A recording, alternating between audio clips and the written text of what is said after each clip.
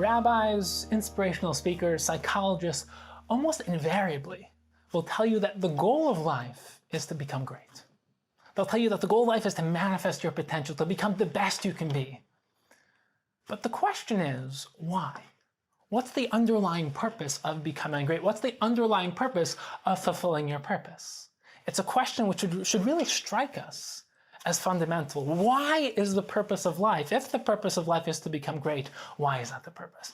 Second question is that many people have a philosophical question. If Hashem is really so perfect, how can he create such an imperfect world? A world with poverty and disease and natural disasters. Why is the world so full of chaos and imperfection? And last but not least, why is life so difficult? Why are we faced with so many challenges and obstacles? If the purpose of our life is to become great, why is it so hard? So those are the starting questions. Now, there are a couple of important prerequisites. Prerequisite number one is that when we talk about Hashem, we are only talking about the way that we perceive Hashem. We're not talking about objective reality because we can't understand objective reality. We can only understand Hashem based on how he appears to us. Like you can't understand Yud-Kei Vav-Kei, Hashem himself, you can understand Elokim, how Hashem expresses himself into this world. Number two is that when we talk about why Hashem created the world, we're not saying that this is why Hashem had to create the world. Aristotle famously said that the nature of God is he has to create the world. We believe in Ratzon, that the Ratzon Hashem chose to create the world. So the Ramchal, the Vilna Gaon, they always say in the Maharal and the Ramban that Hashem chose to create the world, which is one of the most fundamental starting points before we have this discussion. The Ramchal and the Ramban explain as follows. The Ramchal mentions this in Das Tfunos, in Derech Hashem, in the beginning of Mesilas Yesharim, in great depth. And he, as well as many others, explain as follows. Hashem is absolute and ultimate goodness. Now Hashem is also more than absolute goodness, but the way that we perceive Hashem is that he's absolute goodness. But there's two aspects of being absolute goodness. Number one is that he is absolute good, but the other is that Hashem can also do good unto others. Not only be good, but to do good. So Hashem chose to actualize that potentiality when he created the world, and he chose to do good unto others. And what would be the ultimate good to give unto someone else? If Hashem is the ultimate good he can give is himself. So Hashem allowed for there to be an opportunity for other than him to experience Hashem.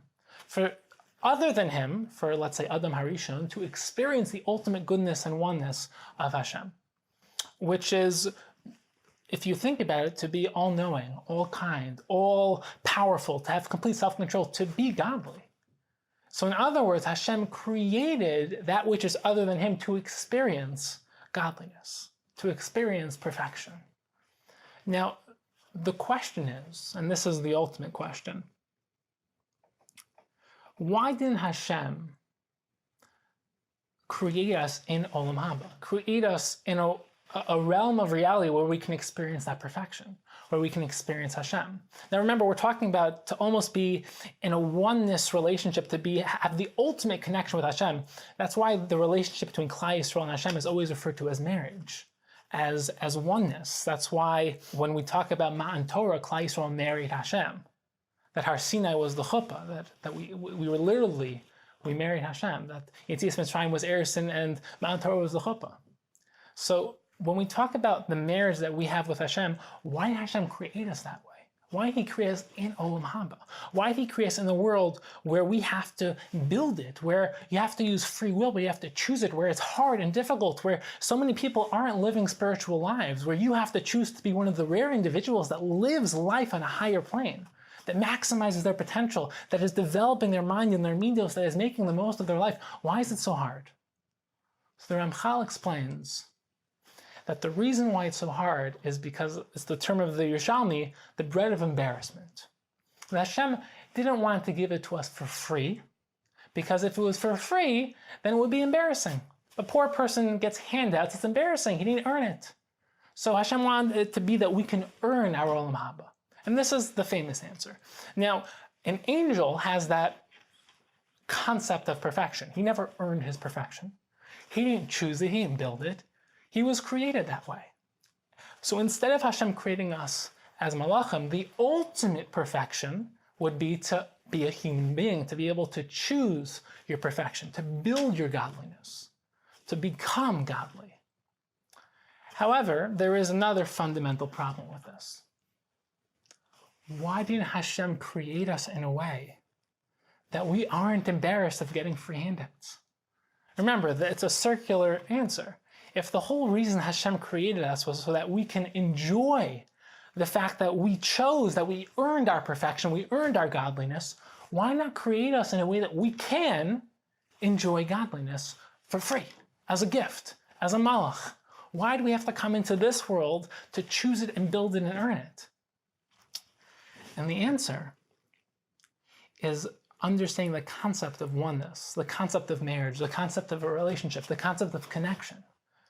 Remember, Olam Haba isn't just getting gifts, it's being in an absolute existential connection, oneness with Hashem, experiencing Hashem.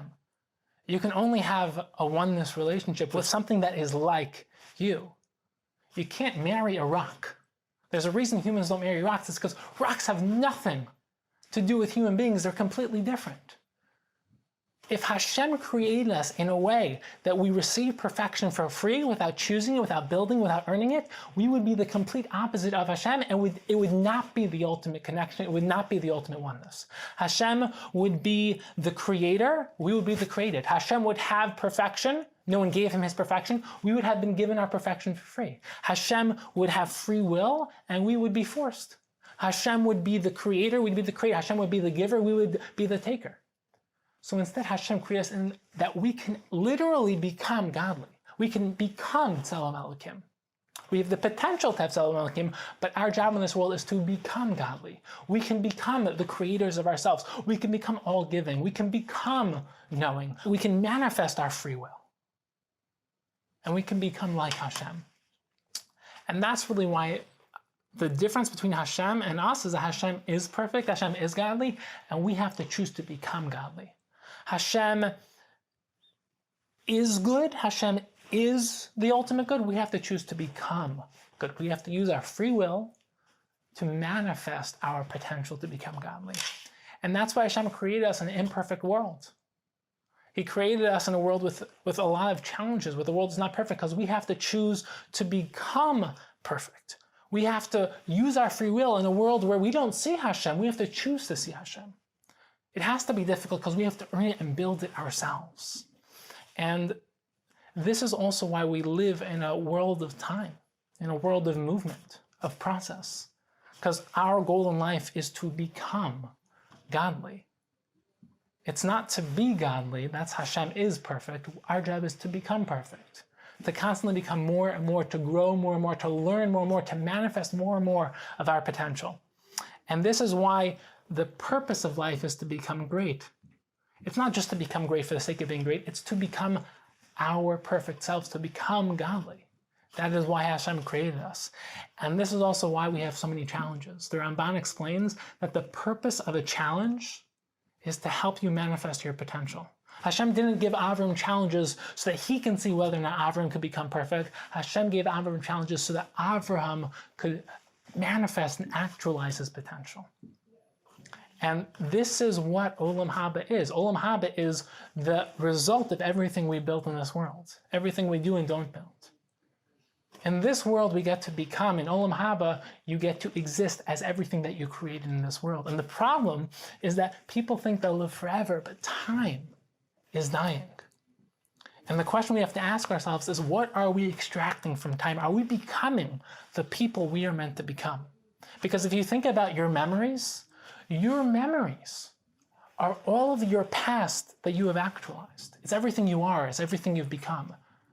And the question is, what are you going to do with the rest of the time you have left? Because we only have a limited amount of time in this world to become the best people we can be. And the question is, what are you doing with the time you have left?